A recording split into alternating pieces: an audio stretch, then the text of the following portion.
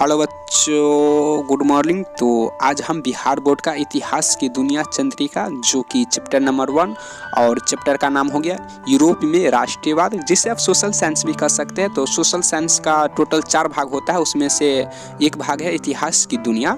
ठीक है बाबू, तो आज हम चैप्टर नंबर 1 कवर कर रहे हैं। तो इसमें हम आपको यही कहना चाहते हैं कि बाबू आपको चंद्रिका खरीदने की कोई ज़रूरत नहीं है, क्योंकि यहाँ हर एक चैप्टर कवर करके प्लेलिस्ट में डाल दिया गया है। तो आप वहीं से जाके इसे आप हर एक चैप्टर का इस्तेमाल कर सकते हैं। यानी कि आपको जो भी चैप्टर का कोई भी प्रश्न छूट गया है तो इसे आप यहाँ से कवर कर सकते हैं। ठीक है बाबू। हालांकि इसमें बहुत सारे प्रश्न उठते हैं कि क्या सर यहाँ से हम क्वेश्चन याद करके एग्जाम हॉल में लिखेंगे तो क्या सर नंबर काट लिया जाता है, यानी कि इस तरह से बहुत सारे प्रश्न उठ जाता है। और हालांकि हम आपको बता दें कि जैसे कि अभी तक आप बुक रीडिंग नहीं कर पाए हो, तो आप यहाँ से भी रीडिंग करके 20 से 30% जान सकते हो इस चैप्टर के बारे में। जैसे कि यहाँ के पाठ के मुख्य बातें दिए रहते हैं। ठीक है, तो आप रीडिंग किए हो तो ठीक है बाबू, अगर नहीं किए हो तो कम से कम पाठ की मुख्य बातें यहाँ पर जो दिया हुआ है कम से कम ये भी पढ़ लो। तो यहाँ से अभी आप 20 से 25% के आसपास यहाँ समझ जाते हो। और जैसे कि आप लोग देख पा रहे होंगे बोर्ड पे यहाँ पे कुछ ऑब्जेक्टिव पूछा गया है बाबू। ठीक है, तो यहाँ से भी आप ऑब्जेक्टिव याद कर लो।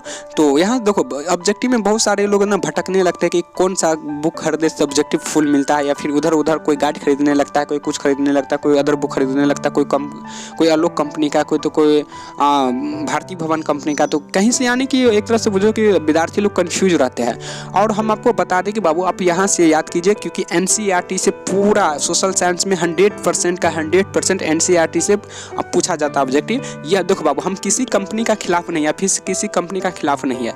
अगर आप पहले NCERT बुक पूरा टोटल कवर करो, अगर आपके पास समय बचे तो फिर तुम अन्य कंपनी का भी बुक पढ़ सकते हो बाबू। ठीक है, लेकिन जहां पूछा जाता है वो आराम से आप ऑब्जेक्टिव याद करो। अब रहेगा ये बात कि बाबू आप जैसे कि आप लोग के मन में आप प्रश्न उठता होगा, क्या सर यहाँ से हम क्वेश्चन आंसर याद करके एग्जाम में लिखते थे, क्या सर नंबर काट लिया जाता है? बिल्कुल नहीं काट लिया जाता बाबू। ठीक है, क्यों नहीं काट लिया जाता है? जो यानी कि देखो बाबू, हम तुमको 1 मिनट में इसको हम बताने की कोशिश करेंगे। ठीक है बाबू, आप थोड़ा सा माने कि अवेयर हो जाए, माने थोड़ा सा समझने की कोशिश करना।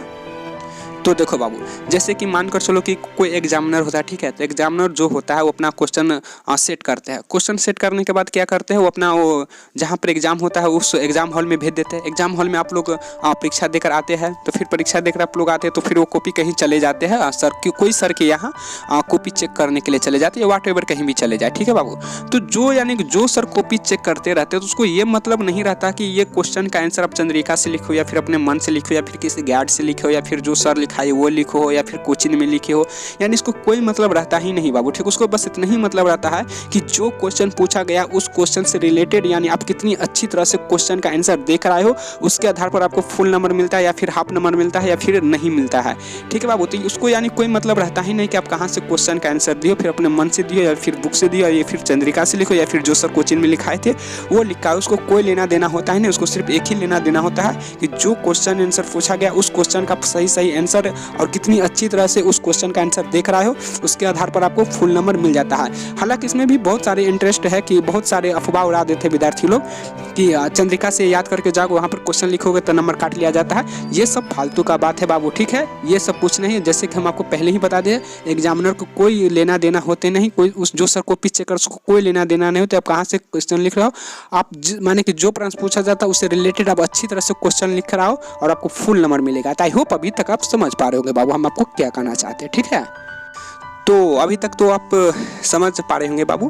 तो फिर अभी हमें आप जाने की इजाज़त दो, और हम आपके लिए किसी दिन ज़रूर समय निकालकर आपको फुल डिटेल से बताएंगे कि चंद्रिका किस तरह से इस्तेमाल किया जाता है। और हालांकि हम आपको बता दें कि बाबू जैसे कि 6 सब्जेक्ट है अपने लोग का, टोटल बिहार बोर्ड में 6 सब्जेक्ट पूछा जाता है। हालांकि 5 ही सब्जेक्ट का नंबर जुड़ता है, इंग्लिश का जुड़ता नहीं है। ठीक है बाबू, तो हर एक चैप्टर का यानी हर एक सब्जेक्ट का अलग अलग जो चंद्रिका है तो सबका अलग अलग कर करके इस्तेमाल किया जाता है।